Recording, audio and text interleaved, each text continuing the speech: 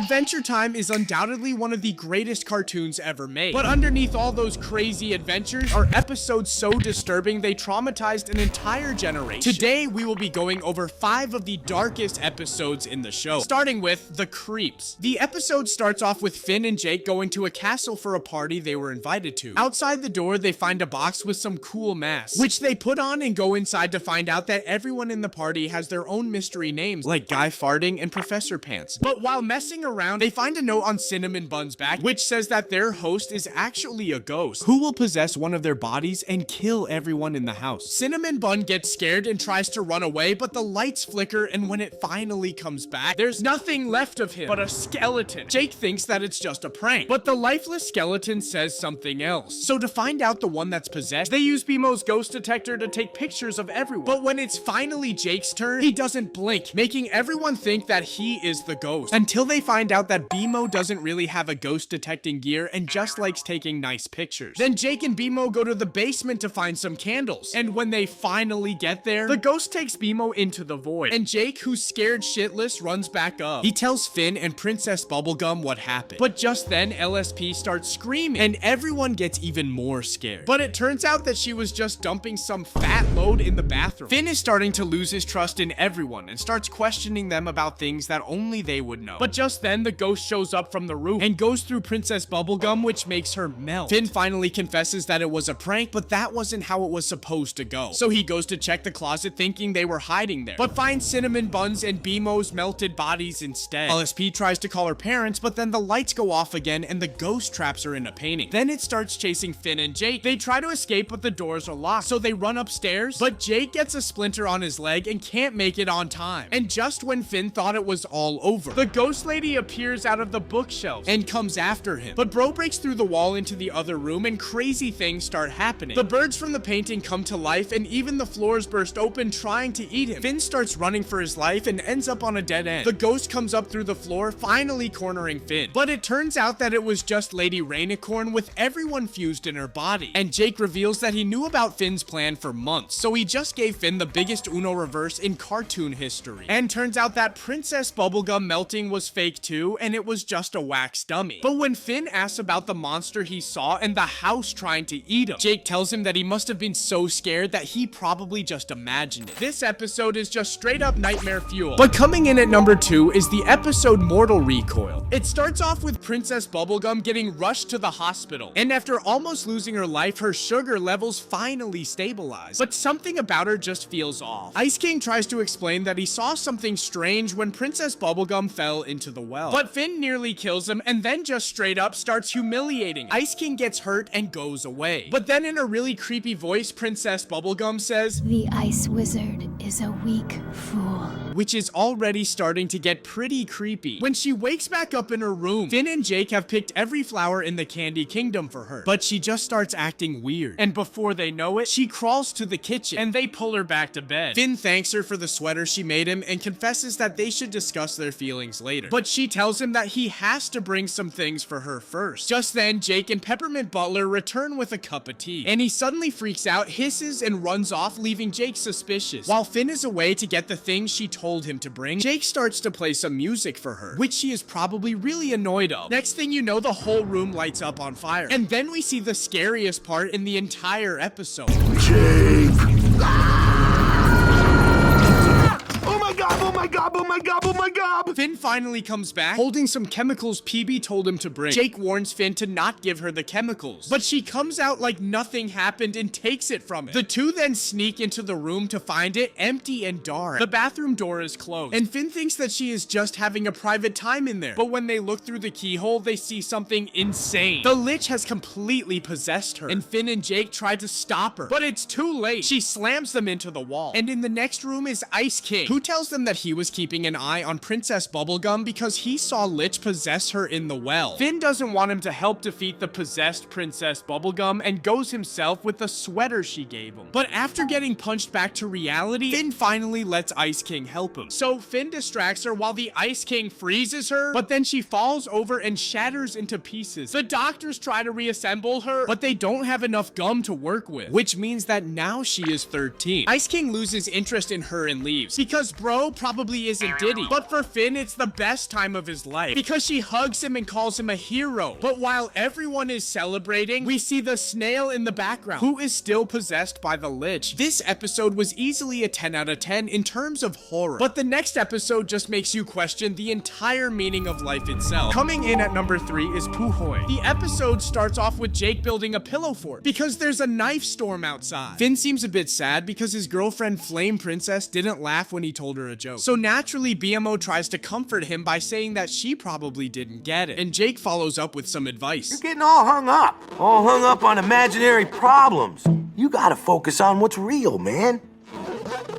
You see this cup? This is literally my favorite cup. Huh.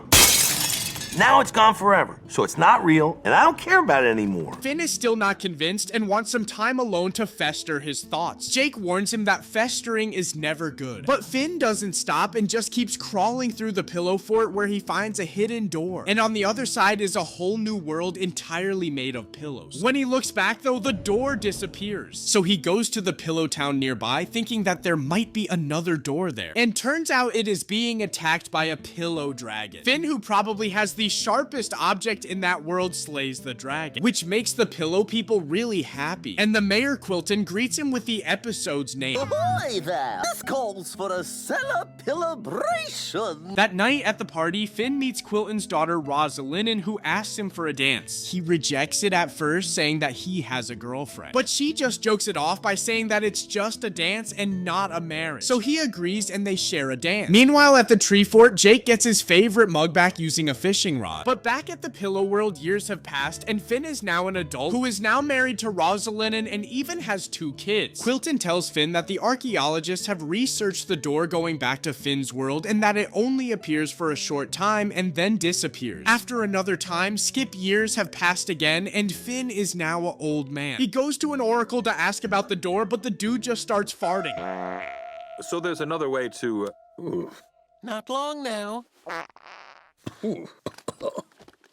Finn thinks that was a riddle. But yeah, dude, those are just farts. It ain't that deep. Rosalind tells Finn she knows he has to go and to not forget his family when he returns back to his world. But an imaginary flashback of Jake, which doesn't even look like him anymore, convinces Finn to stay with his pillow family. Finn is now an old man on his deathbed who can't even remember that he's a dad. And after he passes out, he goes through an empty space and bounces off Golb's tongue back to the real world. He was going to tell Jake about the dream he had, but Flame Princess calls him to say that she finally got his joke, which makes him forget the dream. Although this episode seemed normal, the idea of living an entire life and one day it just goes away like nothing happened is really dark. But coming in at number 2 is the episode Blank-Eyed Girl. The episode starts off completely normal. Finn and Jake are eating pizza while listening to the 5th anniversary of Starchy's show. He gets a call from a banana guard who reports a paranormal sighting of a blank-eyed girl while doing his laundry. Jake is starting to get annoyed by it and Finn finally gets fed up with him, so now they are on the way home. They goof around trying to scare each other, but after hearing a scary noise in the woods, they freak out and start running to the house. They hide behind the door, but hearing something outside, they open it back and then we see the blank-eyed girl. They instantly close it, but Finn thinks that it might be a little girl who needs help, so he opens the door again and she's gone. Until they turn around and realize that now she is outside the window. They freak out and Finn calls the Starchy show to get some help. He tells them that the blank-eyed girl follows the old school vampire rules and won't enter the house without permission. It would have worked, but the problem is that she's already inside. So then Starchy tells him to give her cream in a saucer because she might be a fairy. But that idea fails too, so they play the clarinet hoping that the girl goes away. And that just makes things even worse because now there are 5 of them. They even try to dress up Jake as a chicken thinking that will make them go. But after that doesn't work either. Starchy, all your advice is made up baloney.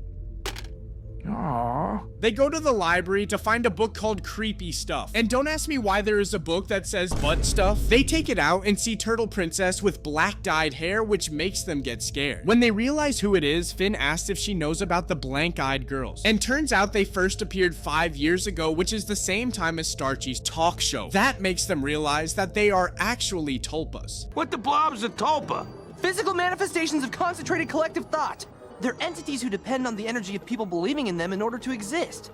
people like Starchy's listeners. They go back home and the girls are all standing behind the door. Finn just goes past them as if they are not there, but Jake is still scared. Finn talks to BMO about how people create issues for themselves, while Jake is surrounded by the girls, and tries to think of some pleasant thoughts, but all of them are corrupted by the girls. So Jake finally confesses that they are creepy, and they start revealing their true form.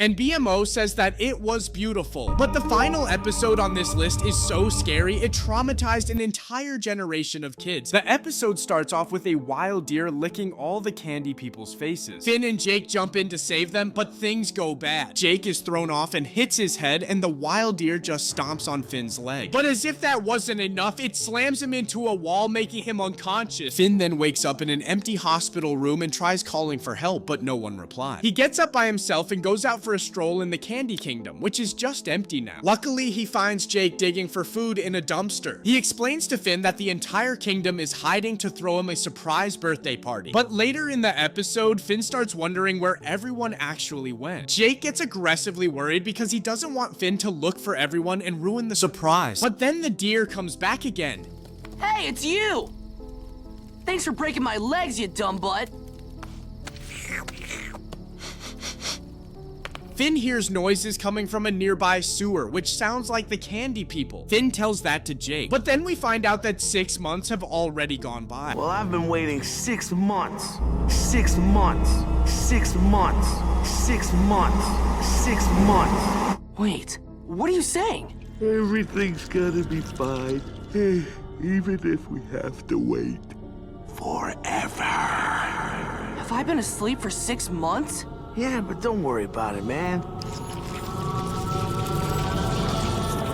Finn realizes that his once good friend has turned into a crazy guy. So then he tries to make an escape for the sewer, but Jake stops him and even destroys his wheelchair. Finn wakes up again, tied up to a post, and Jake is playing with the puppets on how the party is going to go. Finn tricks Jake into letting him free, saying that he will not run away from him. But he makes Jake close his eyes and runs into the sewer. Inside, he finds all the candy people stuck to the walls. Jake soon finds him in the sewer and gets excited to see all of the candy people, thinking that it's his birthday party. But Finn tells him to stop acting crazy and punches him, which makes Jake become normal again. But they soon find out that it was actually not Jake, but the wild deer. And then we see the most unsettling part of the entire show. Finn charges full blows onto the deer while Jake frees the candy people. Jake's right above Finn, who's absolutely getting the shit beat out of him by the deer. He unties the strings that are tying the bricks to his feet, which fall on the deer's head, knocking him out. And then they push the deer into the sewer drain, and Princess Bubblegum explains that the deer wanted their sugar. The episode ends in a wholesome way, with Jake carrying everyone as they float away. I wanna get clean! I just started this channel, so make sure to hit the subscribe button.